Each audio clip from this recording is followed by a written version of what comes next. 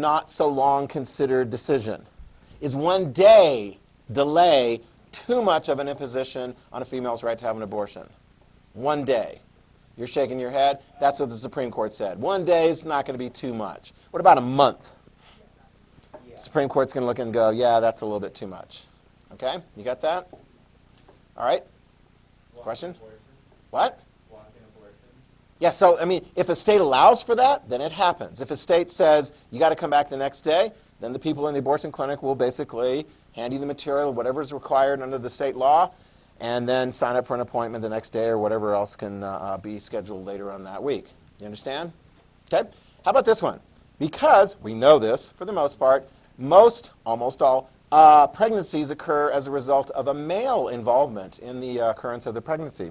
I kid you not. So, what rights, if any, does the male, we would call him the father, because if a birth takes place, that father, regardless of his age when the pregnancy occurred, that father is economically responsible until that kid turns 18. Do you understand that? You play, you pay. You understand? Okay? Although, if there is a decision by the father and the mother of the infant to have an adoption, then they're both required to sign the paperwork for the adoption. But with respect to an abortion decision, can the father, the person who would be the father, the one who got her pregnant, can he say no to the abortion? No. Okay, the Supreme Court said that's too much of an imposition on the female's right to have an abortion, which is, by the way, a constitutional right. What's the right called? The right of privacy, found in Roe versus Wade, in the emanations and penumbras of the First and Fourth Amendments, etc. Okay? How about this one? What if they're married? Does that make any difference? Supreme Court says no. Okay? Supreme Court says no difference whatsoever. Okay? So do you see kind of the parameters that are creating here? There was one interesting case that came up. It comes up in the case Stenberg versus Carhart. It's in your notes too. You want to make sure you get the details here. Okay? This case, I want to say, came out of Nebraska. Nebraska wanted to ban a certain type of late-term abortion, and it actually was a fairly prevalent late-term abortion procedure. Okay? A female who is pregnant in the latter stages, so we're talking about like right there, that's a pretty big thing going on there inside of her. And if she goes in to have an abortion, it's going to be a much more complicated surgical procedure than, say, an abortion in the first trimester. Do you understand? An abortion in the first trimester, basically the abortion practitioners are, I don't want to be crude about it or anything, but let's put it this way. The tools that they use basically will sort of suction out that which is inside, which will no longer survive once it's outside. You understand that? Sorry, I don't want me to be crude, because you guys are like, a little crudity is going to go bang, bang, bang, bang, bang. But it gets more complicated here.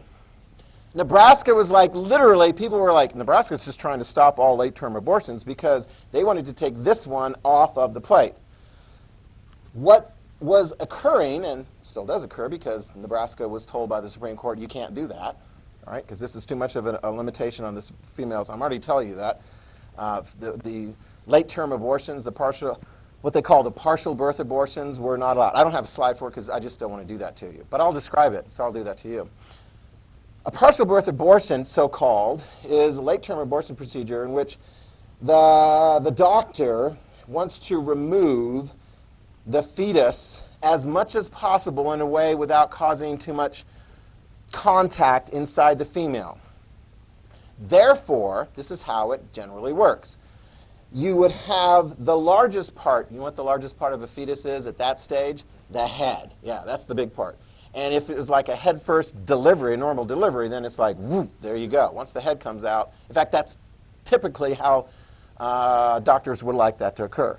The head first, and then everything is just like, whoop, there's the baby, chip, chip, and wonderful. Okay?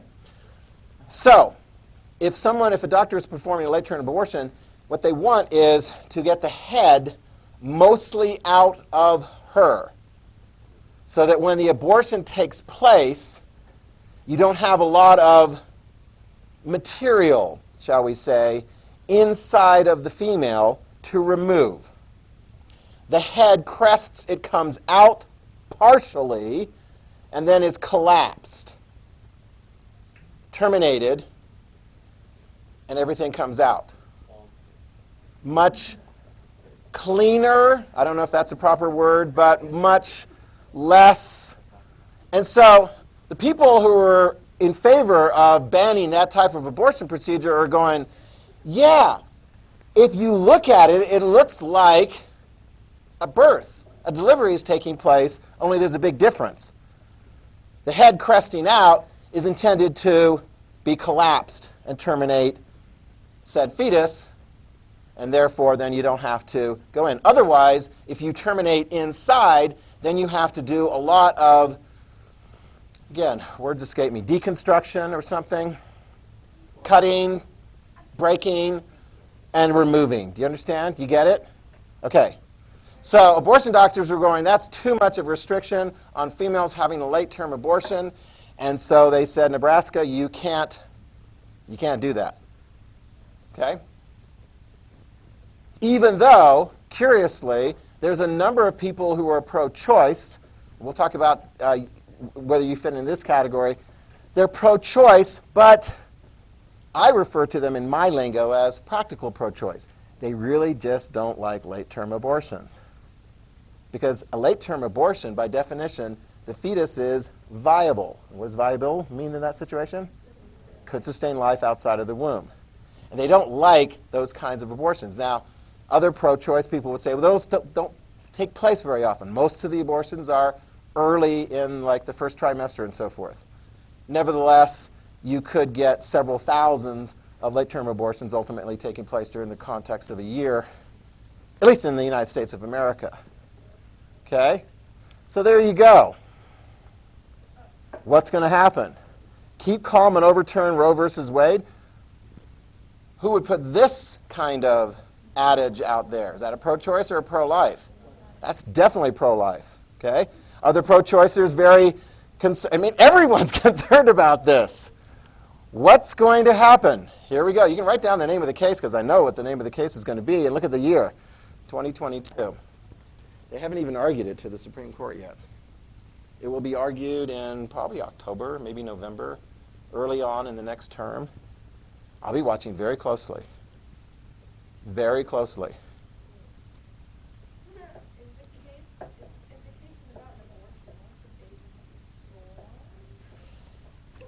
I'll answer it this way. The latest, most all the cases that come before the Supreme Court now are on the basis of laws being changed. This one is a Mississippi law, and there's actually quite a few states that have done this.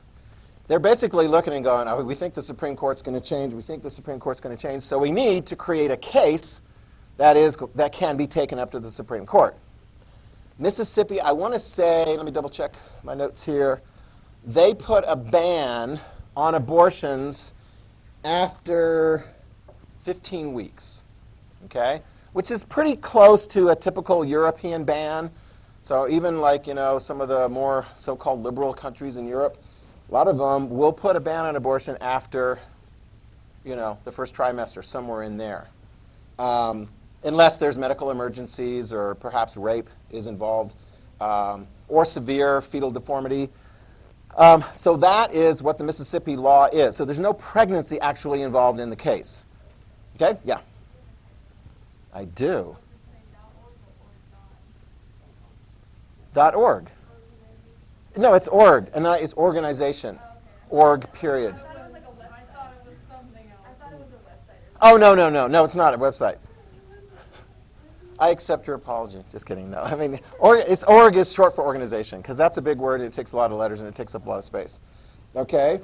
So, yeah, that's the case. Sometimes, like there was a case not too long ago, the Supreme Court ruled on this, and it was, I want to say it was, where was this, Louisiana?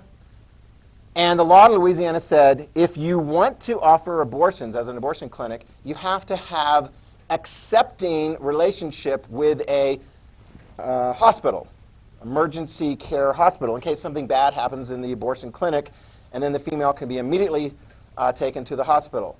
And if you don't have that, Get it? You can't offer the abortion. Do you understand that? Who would put forth a bill like that? Pro-life or pro-choice? Pro-life, yeah, because they would ultimately probably restrict the number of abortions. Chief Justice Roberts, one of the conservative ones on the court, was part of a 5-4 decision saying that the Louisiana law was unconstitutional. So make a little note on that. Some of the pro-lifers are looking at Chief Justice Roberts and going, sus. Sorry. I should be. Yeah. That is the moment where, boomer. Anyway. Yeah. Yeah, I know. So, Chief Justice Roberts, you can write this about him. A lot of people have said this. He's very conscientious about how the court is going to be seen being involved in really super political issues. Is abortion a super political issue? Heck yeah, it's a super political issue. Oh my gosh, are we just about out? Oh, so what will the rest of them, how will they rule? You know what? Next time, before we go on to anything else, I'm going to ask you which category you fit in. We'll define those. We'll go through this very, very quickly. It's okay. All you need to do is just raise your hand and everyone will look at you. We're going to pinhole you into one of the 4 categories. Okay, we'll get to it. No, you don't have to discussion. We actually don't have too much time for the discussion. Okay, after you wipe your things down, you can head to the gym.